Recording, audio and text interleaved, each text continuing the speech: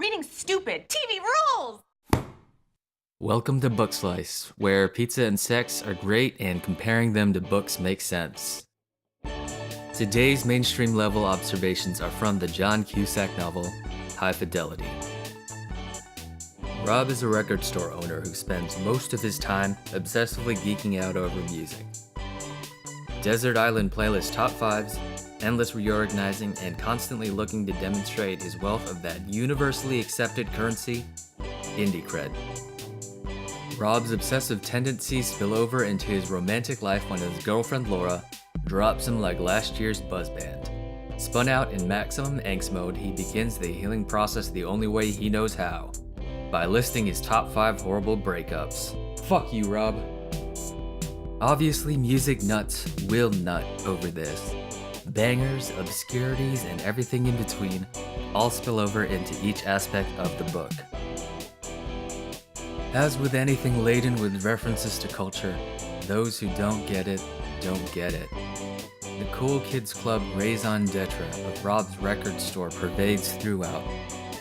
Reading off lists and needle drops transforms from, wow, they sure talk a lot about music, into, wow, they only talk about music. Despite this, oral castigation is not cast unto the reader, but outwards towards everyone else who isn't Rob.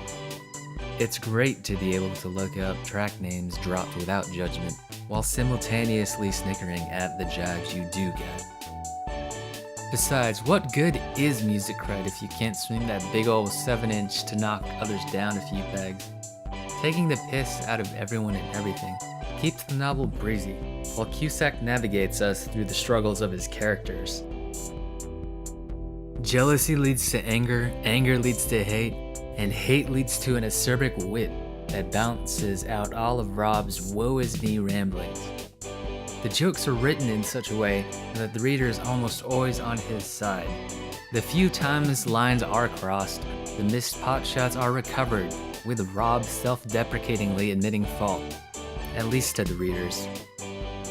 In between all that swinging and organizing, the novel's core is the start of a man's journey in getting over his own shit, reevaluating his interests and priorities, and taking the first steps towards change and maturity. Superficial activities and relationships give way to introspective musings. The endless search for a new record, a new crush, versus evaluating the value of that feeling and what to do with yourself when that feeling, like everything else, fades. Do you continue the search? When is enough enough? When can you be satisfied? Cusack pulls off a double A-side commentary, at once celebrating its own self-indulgence while being a derisive critique of a culture that is still relevant today. For all its chic insight and 90s aesthetic that comes full circle today, the main character is an asshole. A layered asshole who dumps baggage continuously, but seemingly finds more shit to spew. A big detractor, not doing potential readers any favors if they're not on board with hearty musical ramblings and detours. Despite its musical foundation, there's still quite a bit to chew on, not unlike other things where if you take away the references, you don't have much.